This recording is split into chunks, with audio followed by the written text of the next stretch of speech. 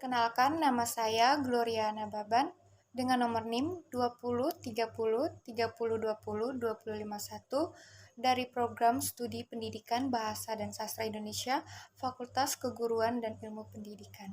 A. Hakikat cerpen. Sebagai salah satu bagian dari karya sastra, cerita pendek atau cerpen memiliki banyak pengertian. Berikut pendapat beberapa ahli tentang pengertian cerpen. Yang pertama, Jakob Sumarjo mengungkapkan bahwa cerita pendek adalah seni keterampilan menyajikan cerita yang di dalamnya merupakan satu kesatuan bentuk utuh, manunggal, dan tidak ada bagian-bagian yang tidak perlu, tetapi juga ada bagian yang terlalu banyak. Menurut Burham, mengatakan bahwa cerpen adalah sebuah cerita yang selesai dibaca dalam sekali duduk, kira-kira berkisar antara setengah sampai 2 jam, suatu hal yang kiranya tak mungkin dilakukan untuk novel.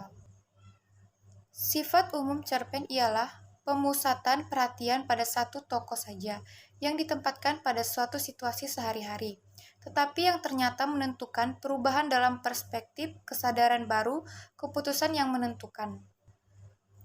Membaca cerita pendek merupakan aktivitas komunikasi yang kompleks, karena di dalamnya terdapat kegiatan menerjemahkan simbol untuk mengetahui isi yang tersurat ataupun yang tersirat di dalam cerpen yang ditulis oleh pengarang. Ada banyak pengertian cerpen yang dikemukakan oleh para ahli, salah satunya adalah Suminto A. Sayuti, menyatakan bahwa cerpen menunjukkan kualitas yang bersifat compression atau pemadatan atau pemusatan dan pendalaman yang semuanya berkaitan dengan panjang cerita dan kualitas struktural yang diisyaratkan oleh panjang cerita. Cerpen merupakan suatu cerita fiksi berbentuk prosa yang singkat dan pendek, yang unsur ceritanya terpusat pada suatu peristiwa pokok, jumlah dan pengembangan pelaku terbatas dan keseluruhan cerita memberikan kesan tunggal.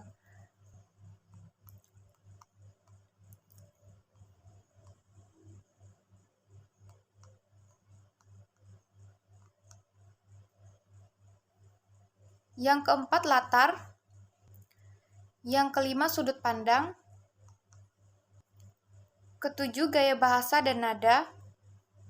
Kedelapan, unsur leksikal. 9, unsur gramatikal. 10, retorika. B. Menulis cerpen. Menulis adalah kegiatan menuangkan gagasan, ide, atau pendapat yang akan disampaikan kepada orang lain atau pembaca melalui media bahasa tulis untuk dipahami tepat seperti yang dimaksud oleh penulis. C. Menumbuhkan minat menulis. Mengarang itu gampang, demikian jurnalis dan penulis fiksi berujar syaratnya pun gampang. Punya kemauan besar agar punya kemauan menulis, yakni manfaat-manfaat menulis. Yang pertama, menulislah maka akan kaya. Yang kedua, dengan menulis akan panjang umur. Yang ketiga, dengan menulis telah turut mewarnai dunia. Yang keempat, menulis ladang tempat beramal soleh atau ibadah. Yang kelima, menulis meminjam ungkapan dendra atau memberi makna pada hidup yang fana. Yang keenam, menulis jembatan sukses di berbagai bidang. Syarat dan modal menjadi penulis. Syarat menjadi penulis yang pertama aktif, yang kedua baca, yang ketiga gaul.